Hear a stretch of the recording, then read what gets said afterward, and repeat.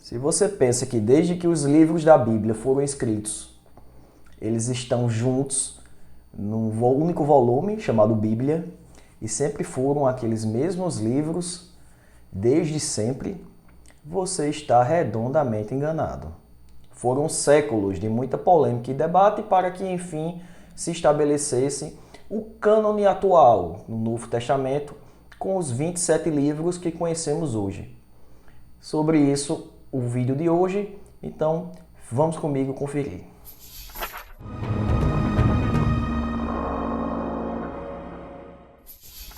Olá, queridos questionadores, bem-vindo ao canal Bíblia Questionada. Muita gente acredita que a Bíblia é a palavra de Deus que Deus entregou aos homens, como sendo a expressão da sua vontade e aquilo que é verdade, inquestionável. Contudo, parece que muita gente pensa que a Bíblia já desceu do céu pronta, né? Afinal de contas, foi Deus que entregou, ela já veio prontinha com aquele número de livros específicos como verdade absoluta. Ocorre que a Bíblia veio surgir como um único livro séculos depois. Haviam vários outros livros escritos e, com o tempo, é que foi estabelecido o que seria ou não escritura, considerado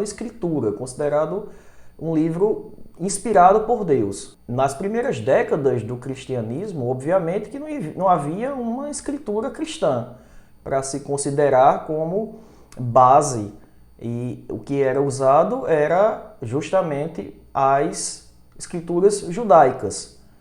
Não se sabe exatamente, porque também não existia uma coletânea, um cânone judaico, mas o que se pode supor é que eles usavam o Pentateuco, os 5 primeiros livros de Moisés, o livro dos profetas e alguns outros livros, salmos. Mas, com o tempo, dentre os cristãos, justamente por ter uma variedade de grupos cristãos, cada um que dizia que a sua crença era verdadeira, por falta desse critério de se saber, afinal de contas, qual era a verdadeira mensagem de Jesus, é que esses grupos cristãos começaram a sentir a necessidade de ter um livro com autoridade que fosse considerado escritura, que pudesse corroborar com suas ideias. E foi assim que entre os cristãos começaram as longas discussões sobre quais livros deveriam ser levados em consideração como realmente inspirados, realmente verdadeiros. E como é de se supor, nem sempre os 27 livros do Novo Testamento, como temos hoje, foram considerados como escrituras sagradas. E variava de cada região, de cada comunidade cristã. Tinham livros que eles consideravam sendo canônicos, tem outros que não consideraram, livros que hoje não é canônico, mas em algum momento, em algum grupo cristão, era considerado canônico, e livros que hoje é canônico e já foi considerado não canônico. Já teve de tudo. Então tiveram comunidades cristãs, por exemplo, que não aceitavam como inspirado o Apocalipse de João, o Apocalipse que hoje está na Bíblia, mas aceitavam o Apocalipse de Pedro.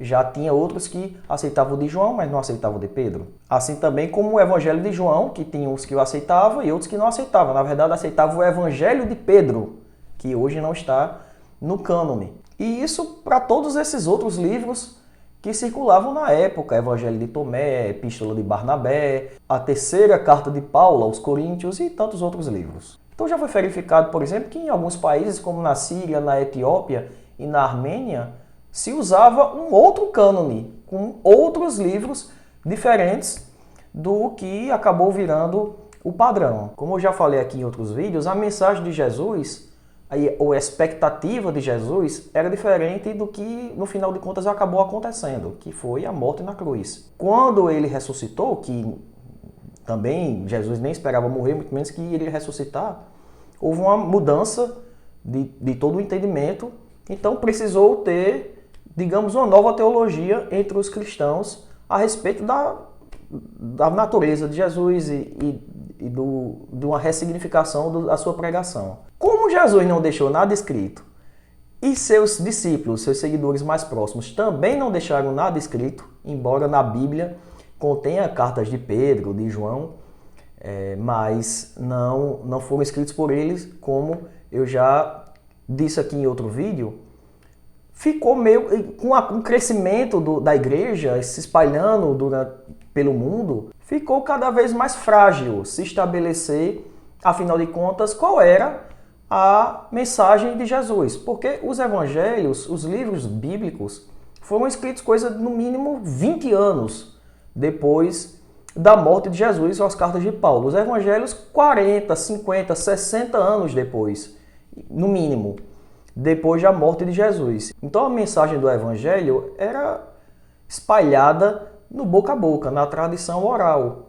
O que, com o passar das décadas, dos séculos, isso foi sendo modificado e, no final de contas, cada grupo se entendia como tendo um pensamento, uma ideia a respeito da mensagem de Jesus. Mas você pode pensar, poxa, mas como tinha tanto grupo cristão pensando coisas tão diferentes, tão distintas, se era só eles lerem os livros, os evangelhos? Justamente não havia, ou havia vários livros e cartas que supostamente teriam sido escritos por pessoas que conviveram com Jesus ou dos próprios apóstolos mais famosos. E se hoje, com a vitória de um grupo específico cristão, chamado de ortodoxo, que acabou a ideia prevalecendo, o pensamento e a crença deles prevalecendo, que chegou até nós hoje, e que estabeleceu o cânone desses 27 livros do Novo Testamento.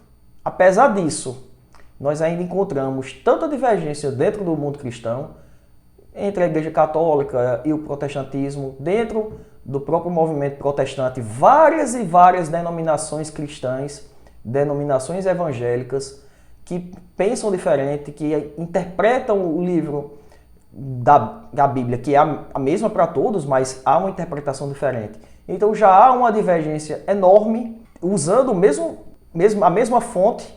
Então imagine nos primeiras décadas, os primeiros séculos do cristianismo, quando não se tinha nem nada estabelecido em relação a isso. Ora, Pedro, que foi o discípulo mais próximo de Jesus, ou um dos mais próximos, conviveu com Jesus, foi questionado por Paulo, que nem sequer conheceu Jesus, ouviu Jesus em vida.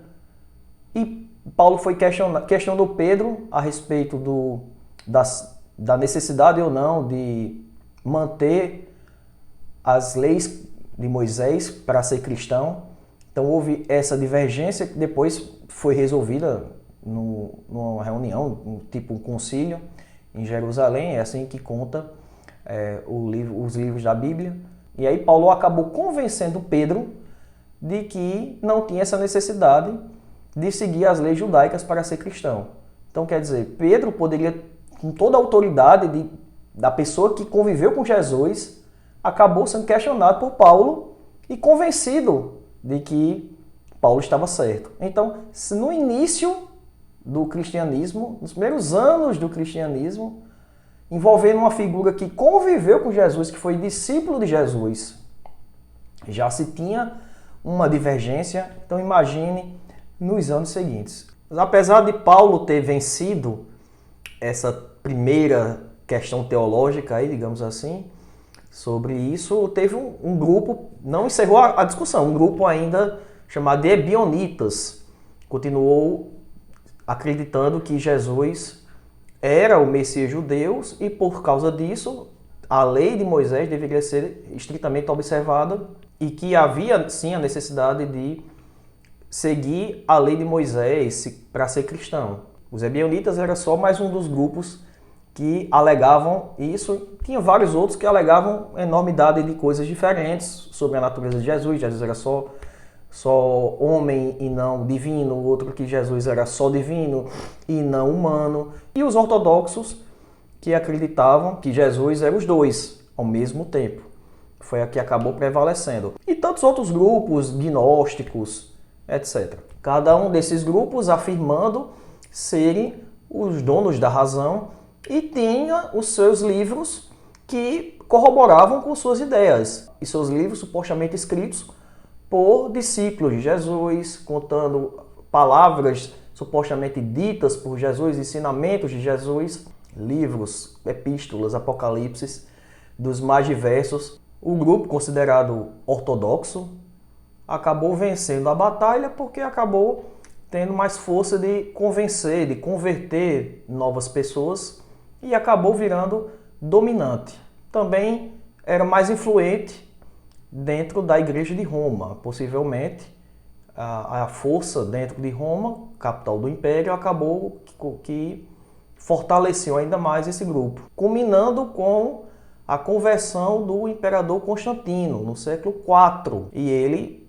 sendo um cristão seguindo a teologia ortodoxa, acabou fortalecendo muito mais o grupo. E enfim, uns 50 anos depois de Constantino, quando a igreja cristã, a religião cristã, passou a ser a oficial do Império Romano. Aí estabeleceu definitivamente o grupo ortodoxo como o pensamento, a ideologia e a tese predominante e praticamente única do cristianismo. Como falei, os cristãos ortodoxos eram muito mais organizados. Eles estabeleceram a ideia de clero, a ideia de uma hierarquia na igreja, onde havia a figura do bispo como autoridade sobre os demais administradores das comunidades, das igrejas. Isso acabava por centralizar esse poder na mão de poucas figuras, fazendo com que tivesse uma força de persuasão maior entre a comunidade. Eles também tiveram a preocupação de estabelecer um credo, uma regra de fé comum a todos os cristãos, para que encerrasse qualquer polêmica e todos os cristãos pudessem unicamente ter ou crer e ser ensinado um único modelo de fé. E tudo que era diferente disso foi considerado heresia. E é interessante que alguns autores, ao longo dos anos, que em determinado momento foi considerado ortodoxo, depois passou a ser considerado heresia, com o desenrolar do processo teológico, do refinamento, do aprimoramento do pensamento teológico da igreja. Alguns autores que antes eram considerados como verdade passaram a ser considerados heresia. E aí, como eu já mencionei, por fim, a necessidade de estabelecer um cânone. Afinal de contas, de todos esses livros circulando, quais seriam os que devem ter o status de escritura, de palavra inspirada. E os critérios para estabelecer quais desses livros deveriam ser considerados escritura era que ensinasse o pensamento ortodoxo. Se tivesse um livro que não ensinasse o pensamento ortodoxo, provavelmente não era verdade.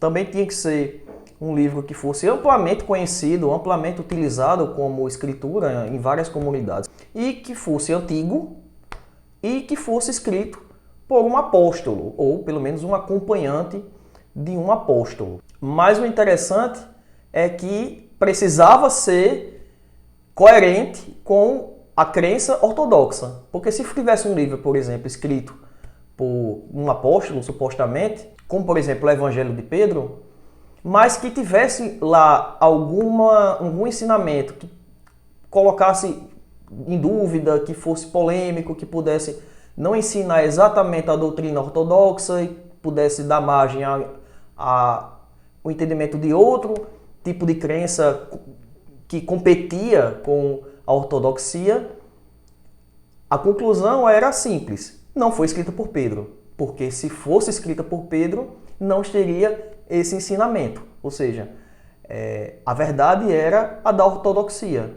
O texto que não se enquadrasse nesse pensamento, de cara, não tinham sido escritos pelos apóstolos. Até meados do século IV, ou seja, uns 300 anos depois dos livros do Novo Testamento serem escritos, não havia qualquer menção ao cânone que acabou sendo estabelecido, atualmente os 27 livros do Novo Testamento.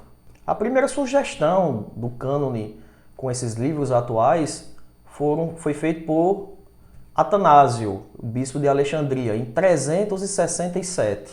Mas isso não encerrou o tema. Foi apenas uma ideia que ele teve, mas que continuou tendo discussões e divergências ao longo do tempo e das comunidades cristãs espalhadas. Foi encontrada uma lista, possivelmente do século II, ou seja, bastante antiga, contendo uma listinha com 22 livros, que são os dos 27 que temos atualmente, menos Hebreus, Tiago, 3º João e 1º e 2º Pedro. Mas incluía o Apocalipse de Pedro e a Sabedoria de Salomão, que é um livro judeu. Acabou que esses 27 livros do cânone do Novo Testamento se estabeleceu como sendo escrituras e colou. Não houve um concílio que estabelecesse, como muita gente pensa que foi o Concílio de Nicéia, que escolheu e que estabeleceu esses livros. Não houve isso. Esses livros foi pela própria tradição que se manteve. Esse cânone só foi retificado no Concílio de Trento, no século XVI, na época da Contra-Reforma. Então foi assim que a Bíblia chegou até nós, depois de muitos debates teológicos e centenas de anos de disputas teológicas entre grupos cristãos, cada um se dizendo dono da verdade, cada um se dizendo possuidores da verdade original dos ensinamentos de Jesus, mas a história acabou prevalecendo do lado que venceu essa disputa de ideias e hoje é tido como a única verdade, e parece que sempre foi essa verdade, embora não seja bem isso que foi pregado nem por Jesus e nem pelos primeiros seguidores de Jesus, como já foi dito aqui nesse canal em outros vídeos. Então é isso, pessoal, vou ficando por aqui. Se gostou do conteúdo, siga-nos no canal, dá o like aí no vídeo, compartilhe, clique no sininho e também siga-nos no Instagram. Forte abraço, até o próximo vídeo e questione tudo sempre.